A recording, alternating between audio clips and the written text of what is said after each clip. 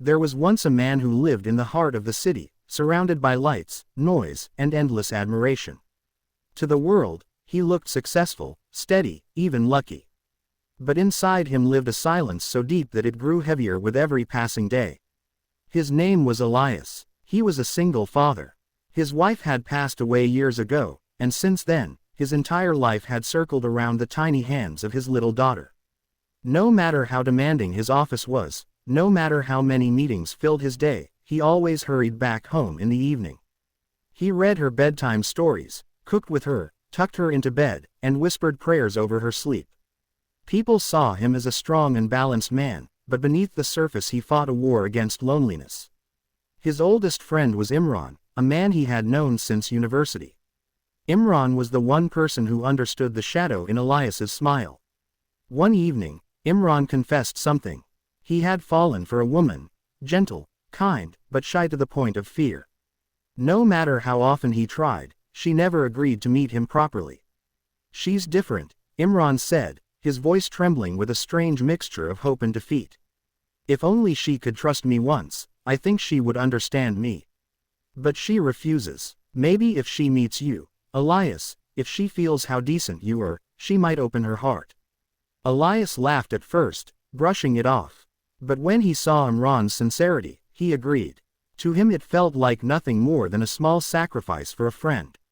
He did not know that this single decision would alter the course of his own destiny. On the appointed evening, Elias found himself in the older quarter of Lahore, where narrow lanes carried the scent of tea and dust. He arrived at a modest café. The sky was already dimming. The orange light of sunset mingled with the first quiet glow of street lamps. Sitting at a small wooden table, Elias felt strangely restless, almost guilty, as if he were betraying his friend simply by being there. Then she appeared. She walked in slowly, her steps hesitant but graceful. In her hands she carried a worn leather-bound book. Her clothes were simple, faded in color but clean, stitched with the care of someone who made the most out of little. Her name was Aina. She sat across from him, her head slightly bowed, fingers clutching her book as though it were a shield. Elias expected nervousness, maybe silence. Instead, he felt struck by the dignity in her posture. She did not look like someone defeated by hardship, she looked like someone carrying her burden with quiet pride. He tried to start lightly, speaking of work, of cities, of Imran's gentle nature. But Aina stopped him softly, her voice like velvet, fragile yet firm. "Would you mind if we spoke of something else? I like to talk about stories, about life."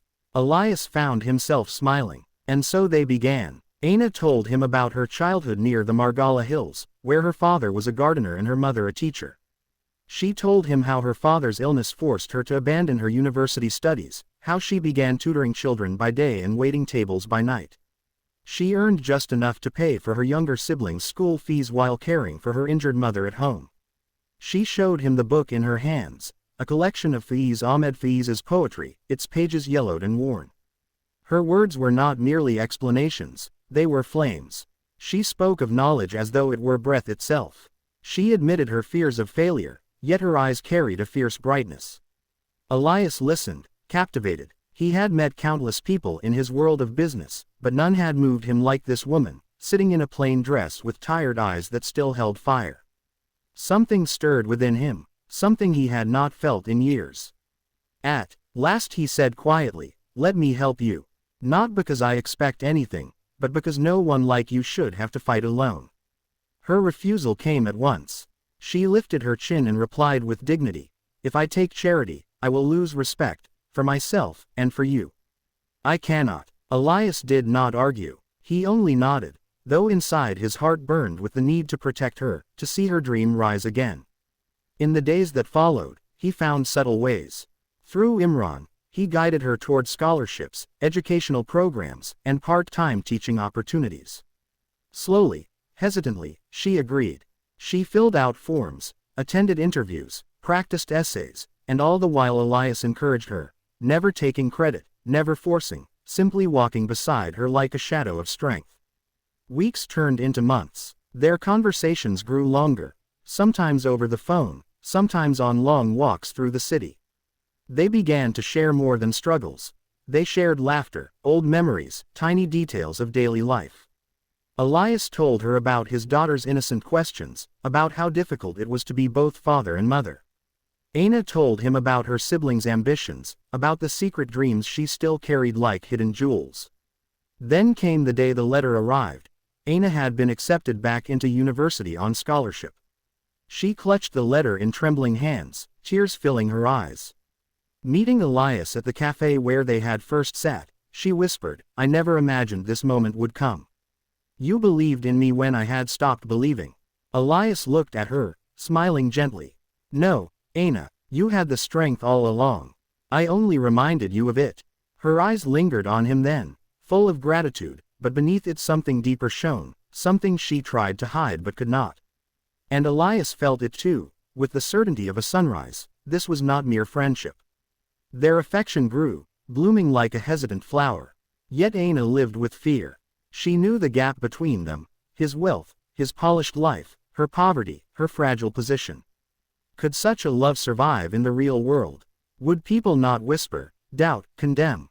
Elias sensed her silence. One evening they stood together on a rooftop terrace, the city glittering like 1,000 restless stars below them.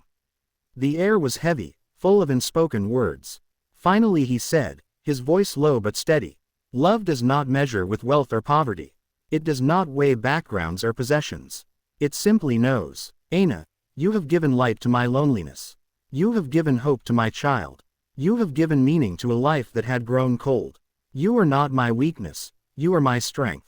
Aina's tears slipped free then, shimmering in the night glow. "I never thought anyone could accept me for who I am. But you saw me, Elias. Truly saw me, and somewhere along the way, I lost my heart to you." Their hands touched, hesitant at first, then firm, as if sealing an unspoken vow. From that moment on, their love was no longer a secret. It was not the kind of love built on luxury or charm. It was a love born of struggle, respect, and truth. Together they faced whispers and doubts, yet every trial only deepened their bond. Elias watched proudly as Aina stepped into classrooms, teaching children with passion. Aina watched with quiet awe as Elias balanced fatherhood and love with unwavering patience. In each other, they found a home more lasting than any mansion, more precious than any wealth. For Elias, Aina became the answered prayer of a lonely heart. For Aina, Elias became the promise of a future she had once buried beneath hardship.